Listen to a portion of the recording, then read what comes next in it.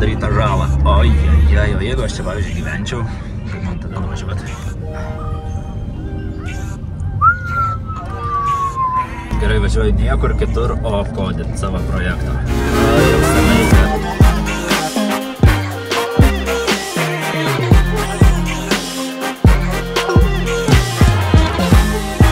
Dabar apie savo projektą. Tai mano projekte keičiasi viskas, ką kodinau, kaip kodinau iki šiol, tuoj pasikeis kardinaliai. Bet tai jums papasakos be prieš tai kovytės.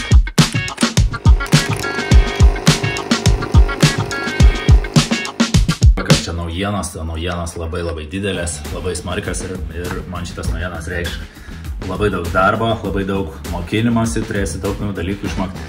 Iki šiol, kaip aš kodindavau, tai aš kodindavau taip, kaip mokėdavau. Tiesiog anksčiau googlindavau, tarkim, noriu, kad kažkokį funkcionalumą, man nežinau, ten, tarkim, kaip padaryti, kad prisijungtų prie Duombazės, prisikonektintų, paranintų query, grąžintų man rezultatus, aš juos sudedu į lentelę ir atvaizduoju lentelę puslapį. Tai aš kaip mokėdavau, kaip išgooglindavau, taip ir darydavau.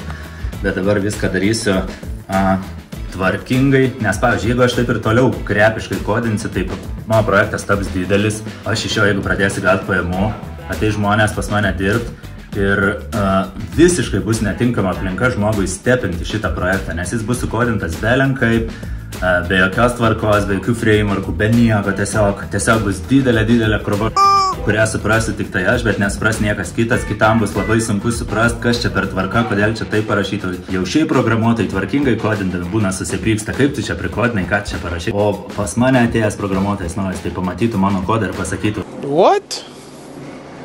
Tai kad viso to nebūtų, tai aš nusprendžiau kodinti tvarkingai, bent jau stengtis, kiek galiu stengtis kodinti tvarkingai ir mokintis, kaip tai daryti.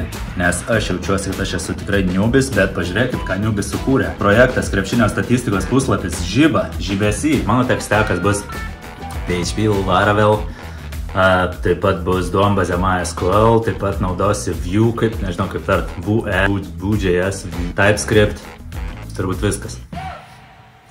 Toks tekstekas. Jeigu tu turi ūpą, pasidalink komentaruose, kodėl mano pasirinkimas yra geras, pavyzdžiui, arba kodėl blogas, kokį tu pasirinktum teksteką, kodėl aš lauksiu tavo komentaro.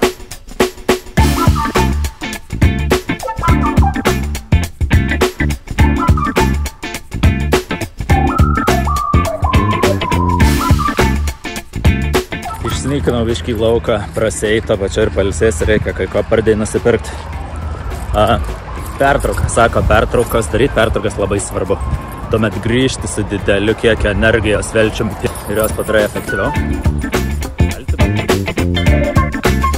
Trumpas lyrinis nukrypimas, darbai vėl į trasą.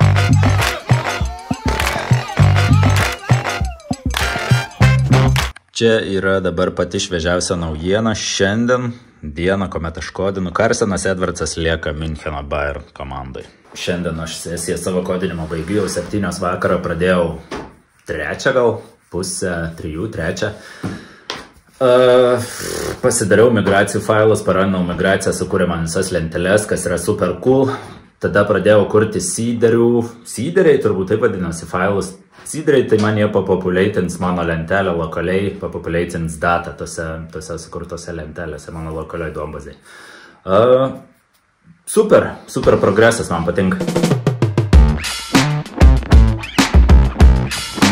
Pabaigai dar noriu pasakyti, kad visą šitą projektą kūrė junior developeris, junioras, super junioras.